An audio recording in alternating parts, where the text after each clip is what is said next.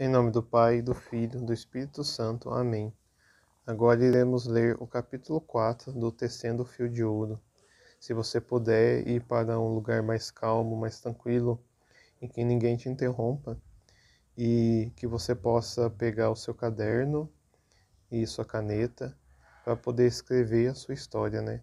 Deixando Deus tocar na sua história e que a gente esteja atento para ver o que Deus nos revela, que Ele quer que sejamos curados. Então deixa Deus curar suas feridas, lembrando que você não está olhando para a sua história sozinho.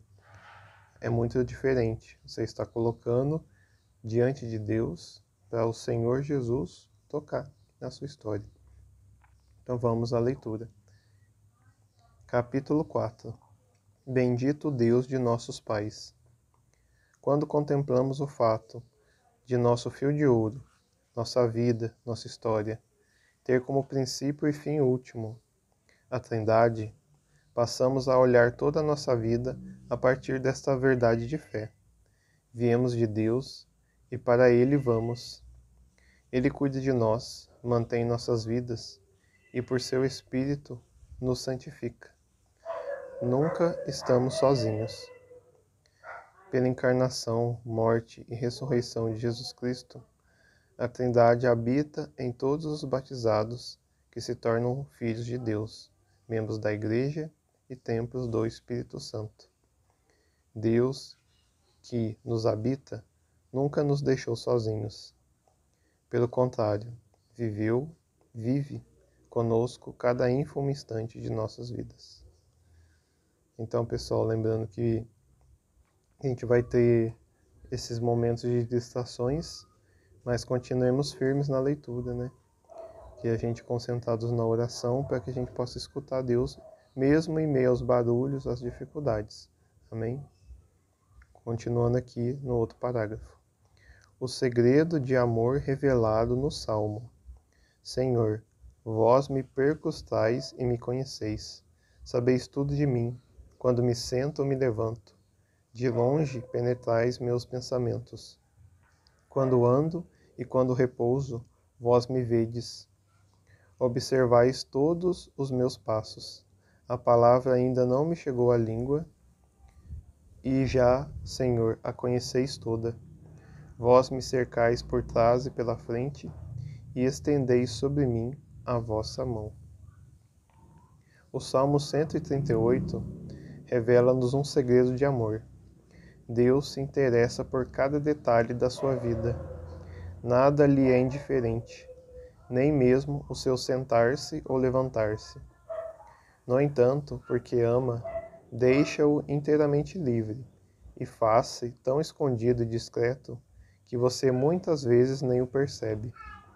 O salmista afirma, ainda, que tal conhecimento nos ultrapassa.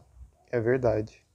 Aqui não age em primeiro lugar a razão, mas o amor apaixonado de Deus que é Pai, que nos criou, mantém e cuida de nós.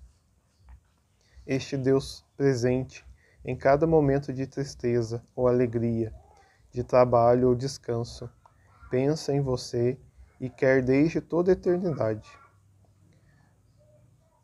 No tempo, você passou a existir desde o momento da sua concepção. No amor e vontade de Deus, fora do tempo, você sempre existiu. Em cada instante de sua vida, Deus se manifestou de forma pessoal, exclusiva, só para você, e através de você para os outros, porque Ele é amor e te ama incondicionalmente e gratuitamente. Sobre a beleza da presença constante de Deus em nossas vidas, Cecine vem auxiliar nosso entendimento e nossa fé. A pessoa deve entender que há na sua vida uma presença de Deus, que ela ainda não conhece, e que essa presença se faz sentir todos os dias de sua existência, porque cada dia foi feito pelo Senhor. Cada dia tem uma teofania, uma manifestação de Deus diferente. Esta é uma verdade preciosa que deve ser entendida e sempre lembrada, como se fosse uma palavra que Deus dirigiu a pessoa e na qual se resume o sentido de sua vida. É algo de extremamente precioso, que o indivíduo não pode perder de modo nenhum ou correr risco de esquecê-la.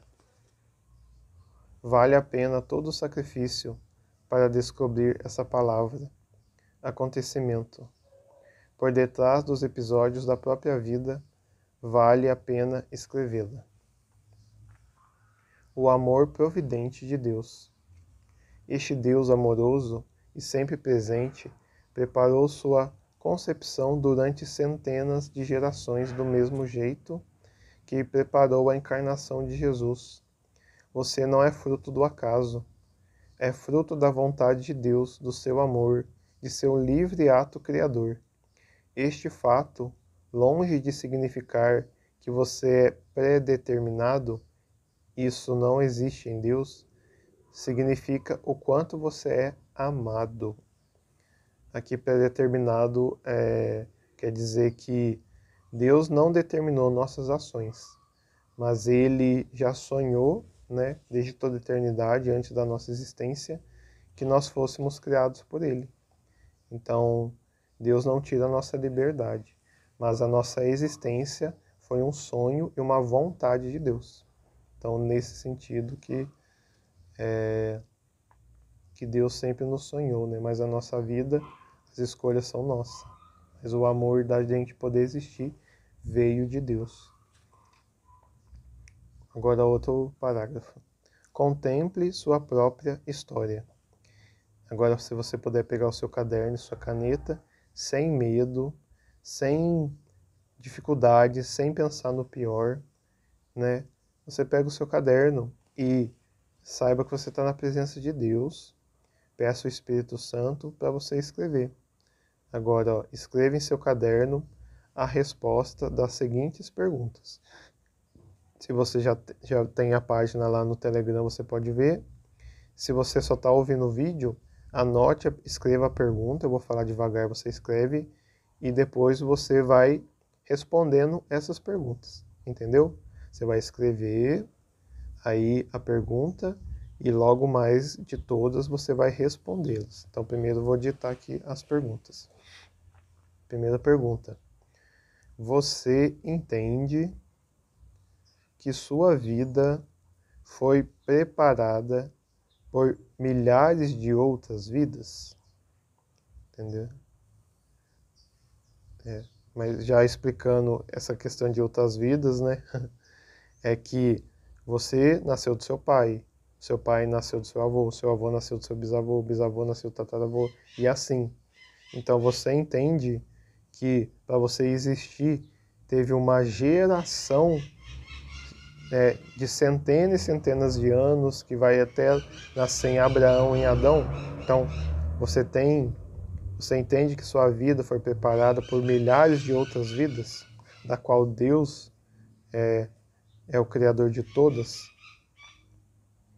Primeira pergunta. Agora a segunda pergunta. Você escreve aí, ó. Você teve a grande graça de conhecer seus bisavós? Ponto de interrogação.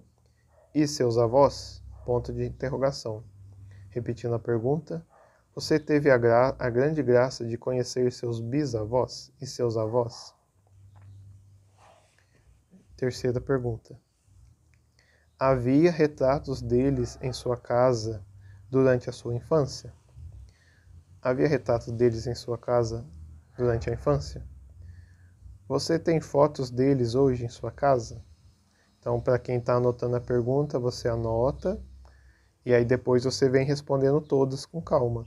Para quem já está vendo, tem um livro, você já pode ir escutando, lendo e respondendo. Quarta pergunta.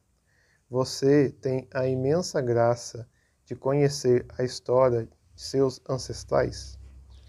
Né? Como eu disse antes, ancestrais é os que vieram antes de você, né? Avô, bisavô. Não tem nada a ver com outros pensamentos e outras religiões, não. Aqui é da sua geração de vida. Você teve a imensa graça de conhecer a história dos seus ancestrais? Quinta pergunta. Você entende o que eles em sua história significam para você e sua história hoje? Você entende o que eles e sua história significam para você e sua história hoje? Sexta pergunta. Você gostaria de conhecer melhor sua genealogia? Você gostaria de conhecer melhor sua genealogia, né? Continuando, você gostaria que alguém escrevesse a sua genealogia, como fizeram com de Jesus, José e Maria? Por que você mesmo não a escreve? Né?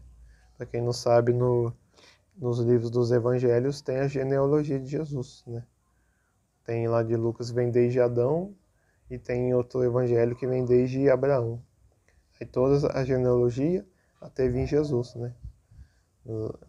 Mas explicando também que Jesus não nasceu da genealogia dele do homem, mas é como Jesus mesmo falou que ele não é filho gerado de Davi, mas ele é da descendência de Davi, da qual, né, Deus, né, trilhou o caminho da geração santa para Jesus vir dessa geração, né? Dizendo que aquele povo seguiu o caminho de Deus, né? E é isso mesmo, né? Jesus, o filho de Davi, né? Só que ele é Deus, né?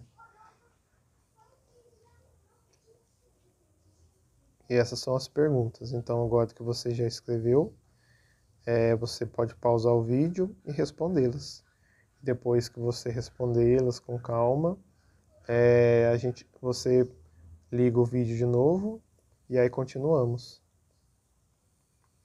Então, continuando aqui, como você sabe, na palavra de Deus, encontramos várias genealogias, isto é, a lista dos nomes, a lista do nome dos ancestrais e de pessoas importantes para a história do povo judeu.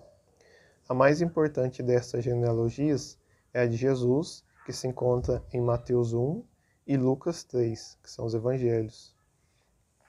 Para um oriental, como Jesus é muito importante, para um oriental, como Jesus, é muito importante conhecer sua genealogia, o nome de seus ancestrais, o que faziam, quais os seus talentos, um pouco de sua história.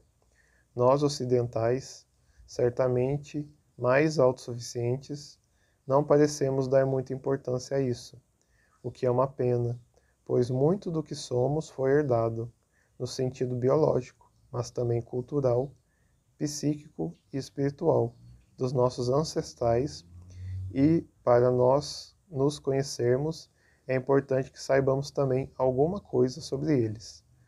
Leia o que nos conta o arcebispo vietnamita Van Tuan, que passou 13 anos no cárcere, 9 dos quais na solitária, e que encontra em seus ancestrais motivos de louvor e gratidão a Deus. Ele escreve assim: para os asiáticos, em especial para mim, que sou vietnamita, a recordação de nossos antepassados tem um grande valor. Em nossa cultura, guardamos com piedade e devoção no altar doméstico o livro da nossa genealogia familiar. Eu mesmo conheço os nomes de 14 gerações dos meus antepassados, desde 1698, quando minha família recebeu o santo batismo.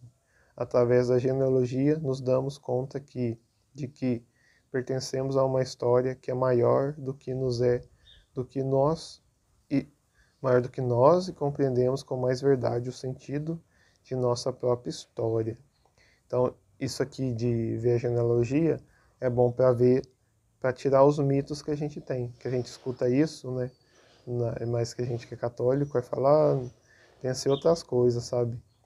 E aqui não, tá falando da nossa história, da nossa família que Deus nos criou, né? E como a gente herda coisa biológica, né? Com certeza a gente herda também coisa psíquica e espiritual também, entendeu? Mas não do jeito que algumas pessoas contam. Aqui tá falando de maneira séria e precisa, né? Continuando. Você quer, como o cardeal Vantuan, conhecer melhor sua genealogia para dar-se conta de que você também pertence a uma história que é maior que você compreenda? É maior que você e compreenda como ele, como mais verdade, o sentido de sua própria história.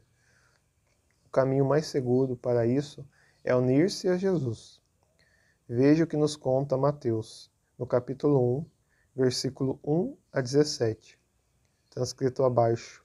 No entanto, não leia como uma mera lista de nomes, mas como uma sucessão de vidas que há séculos Deus moldando, cuidando, orientando, reconstruindo, até chegar a Jesus, filho de Davi. Aqui vocês vão ver a importância da genealogia. Genealogia de Jesus Cristo, filho de Davi, filho de Abraão. Jesus Cristo, filho de Davi, filho de Abraão. Então, como disse ali no texto, por que é importante a gente ver a genealogia? Porque quem foi Abraão? Então, quando você conhece quem foi Abraão, você vê, nossa, Abraão, né, o patriarca. E ele gerou Isaac, que é um dos patriarcas, que gerou Jacó. E Jacó gerou Judá e seus filhos, que é o povo de Deus. Então a descendência de Abraão faz parte do povo de Deus. Neste sentido bíblico e religioso que é importante se conhecer a nossa genealogia, entendeu? Então eu vou ler aqui, como disse, não ler só como uma lista de nomes, mas como uma lista de pessoas que contribuíram para o reino de Deus, né? Principalmente Abraão e Davi, como são citados aqui, né? Abraão, que é o pai da fé, né? E Davi também, que foi homem segundo o coração de Deus, né? Que tanto que Jesus, né? Deus revelou que o Messias seria da linhagem de Davi. Genealogia de Jesus Cristo, filho de Davi, filho de Abraão. Abraão gerou Isaac, Isaac gerou Jacó. Jacó gerou Judá e seus irmãos. Judá gerou de Tamar Farés e Zara. Farés gerou Ezrom. Ezrom gerou Arão. Arão gerou Aminadab. Aminadab gerou Nasson. Nasson gerou Salmão. Salmão gerou Boz, de Rá. E Boz gerou Obed, de Rute. Obed gerou Jessé. E Jessé gerou o rei Davi. O rei Davi gerou Salomão, daquela que fora mulher de Urias. Salomão gerou Roboão. Roboão gerou Abias. Abias gerou Asa. Asa gerou Josafá. Josafá gerou Jorão. Jorão gerou Osias. Osias gerou Joatão. Joatão gerou Acás. Acás gerou Ezequias. Ezequias gerou Manassés. Manassés gerou Amon. Amon gerou Josias. Josias gerou Jeconias e seus irmãos no cativeiro da Babilônia. E depois do cativeiro de Babilônia, Jeconias gerou Salatiel. Salatiel gerou Zorobabel. Zorobabel gerou Abiúde. Abiúde gerou Eliassim. Eliassim gerou Azor. Azor gerou Sadoc. Sadoc gerou Aquim. Aquim gerou Eliúde. Eliúde gerou Eleazar. Eleazar gerou Mata. Mata gerou Jacó. Jacó gerou José, esposo de Maria, da qual nasceu Jesus, que é chamado Cristo. Portanto, as gerações desde Abraão até Davi são 14. Desde Davi até o cativeiro da Babilônia são 14 gerações. E depois do cativeiro até Cristo são 14 gerações. Salvação, palavra da salvação, glória a vós, Senhor. Né? É só 14 gerações, 14 gerações, 14 gerações. Né? E cada nome que a gente leu ali tem uma história. Continuando aqui. Na genealogia de Jesus, encontramos, como na nossa, todo tipo de pessoa, pobres e ricos. Há reis, como Davi e Salomão, e aqueles que no cativeiro da Babilônia haviam tido todos os seus bens confiscados e viviam cativos escravizados. Prostitutas, Raabe, Como sabemos, era uma prostituta que habitava na cidade de Jericó e ajudou os hebreus em sua conquista. Adúlteros: Davi e Betsabeia, mulher de Urias, adulteraram enquanto Urias estava na guerra. Assassinos: Davi, após tentar em vão fazer com que Urias dormisse com sua mulher, mandou colocá-lo em uma posição de perigo para que morresse. Estrangeiros: A lei de Moisés proibia o casamento de judeus com mulheres estrangeiras. Tal casamento era considerado adultério contra Deus. Esposo do povo judeu, Boaz casou-se com Ruth, que não era judia. O rei Salomão, por sua vez, uniu-se a mulheres estrangeiras. Filhos adotivos: Jesus era filho adotivo de José. Santos: Maria, mãe de Jesus. Só pôr um parênteses aqui que a Virgem Maria também é da descendência de Davi, Que quando o anjo falou com ela, falou assim: o teu pai Davi, será filho do teu pai Davi. Então a Virgem Maria também é descendente da linhagem de Davi, mas ali contou da parte de São José.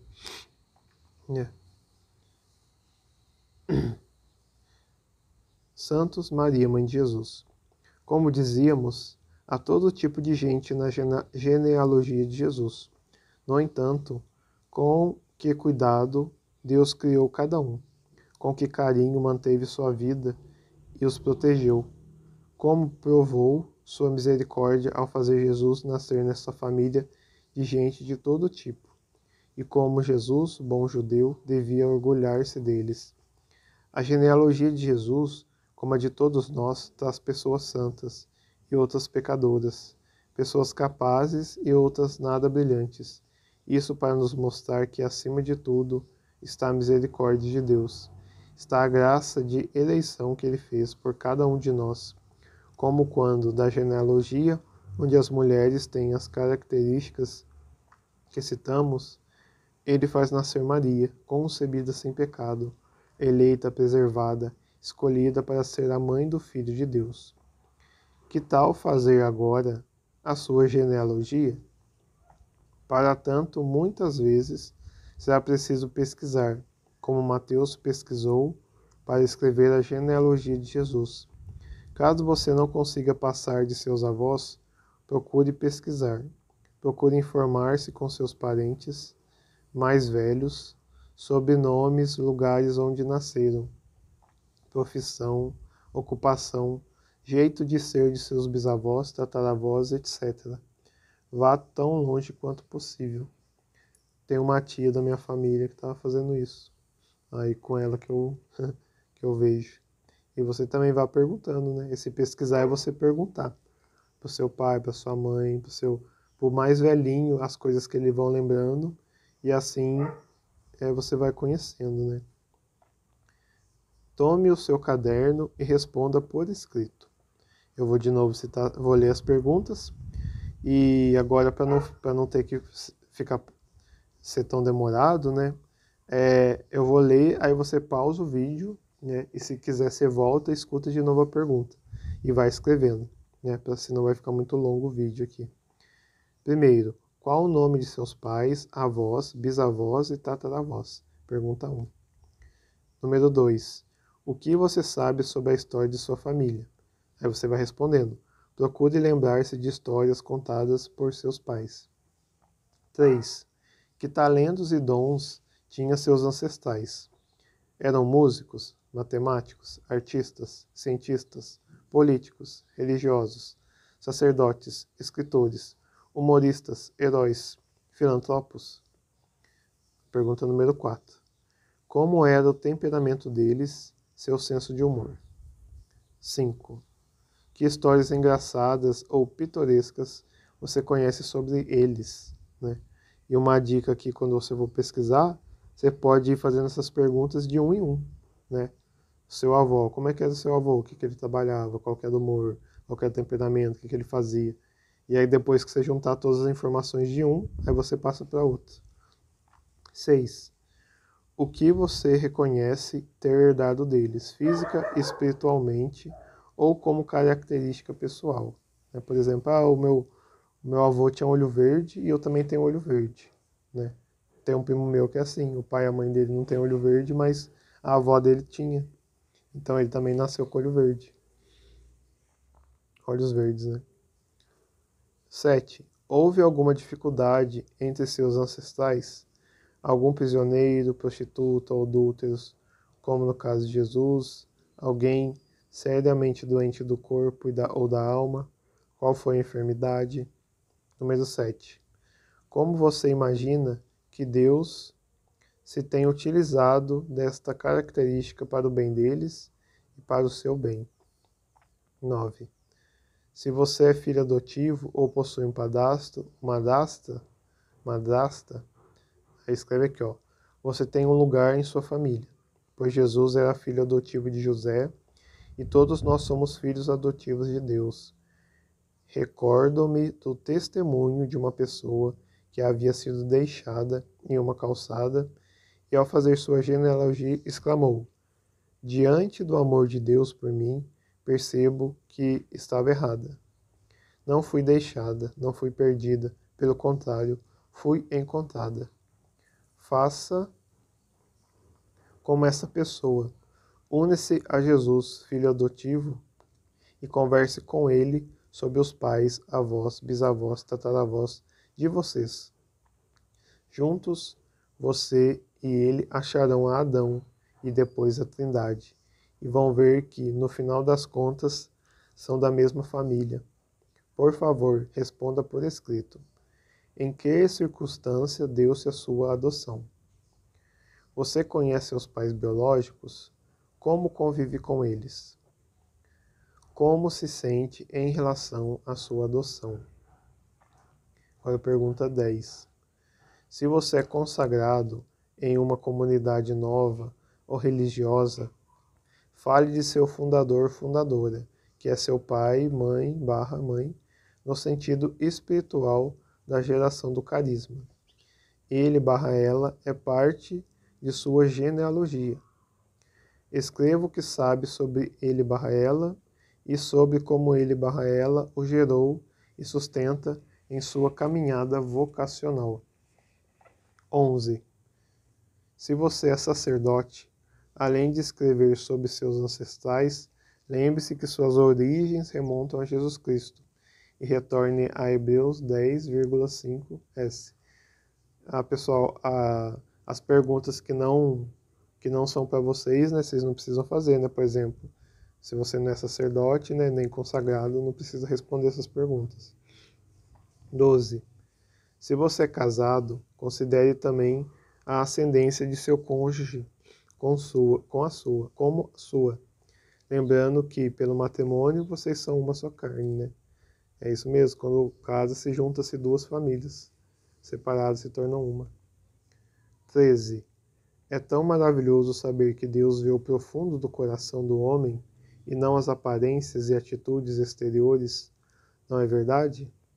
A misericórdia de Deus superabundou em sua família. Como você se sente?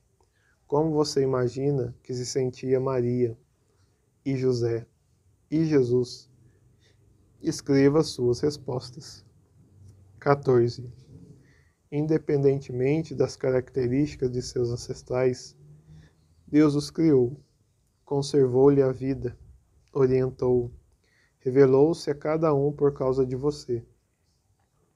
Você é a razão atual de Deus ter criado toda esta multidão de pessoas.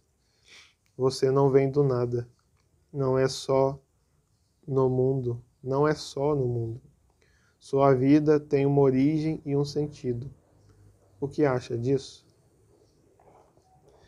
Aí encerrou as perguntas. Agora é um outro parágrafo. Rezar é reunir-se com a família de Deus. Tomando por base o Salmo 144, entre parênteses 145, ore sobre seus ancestrais e escreva em seu caderno uma oração de unidade com eles e de louvor a Deus por tê-los criado, já pensando em criar você e seus descendentes. Louve também por aqueles de sua família que o aguardam no céu e lá intercedem por você. Em Jesus vocês estão mais unidos do que você imagina. Afinal, a família dele é também sua por adoção. Aproveite e ore também pelos que ainda estão no purgatório, certamente esperando que você, que é parte deles, interceda para que eles possam ir logo para o céu. Então, só umas explicações, né? Quando fala que parte deles, né? Que o purgatório, o céu e a terra é uma igreja só, dividida em três. Nós estamos vivos, a igreja militante, os que estão no purgatório, a igreja padecente, e a que estão no céu é a igreja triunfante. Então é nesse sentido que nós fazemos parte da igreja do purgatório e do céu também. E a nossa missão é rezar pelas almas do purgatório, tanto por nossos parentes que já foram, que é nesse sentido que podem já estar no céu esperando nós, e é nesse sentido que é para ler o salmo, rezando desse jeito. Então, não confundir com espiritismo, com outras religiões que têm uma doutrina diferente. Aqui não estou falando mal das outras religiões, estou falando que é uma doutrina que não é católica. Então, não confundir. Aqui fala-se da doutrina católica. Amém? Lembre-se de anotar o que Deus falou na oração. Além de anotar o fruto de sua oração, procure como ato concreto colocar em sua casa porta-retratos com fotos de seus ancestrais. Fale deles e de você mesmo a seus filhos e netos. Isso os ajudará a entender que são parte de uma grande e bela família. Amém. Então você pode anotar e boa leitura e, como você tem visto, boa oração. Grande parte daqui é oração e para entender, né, que todos nós fazemos parte de uma grande história da qual Deus sonhou lá em Adão, né, enviou seu Filho Jesus Cristo para nos salvar e ainda o Senhor voltará na segunda vez, né? Então a nossa história foi sonhada por Deus e é uma história grande, só ver a nossas gerações anteriores, né, os ancestrais. Amém.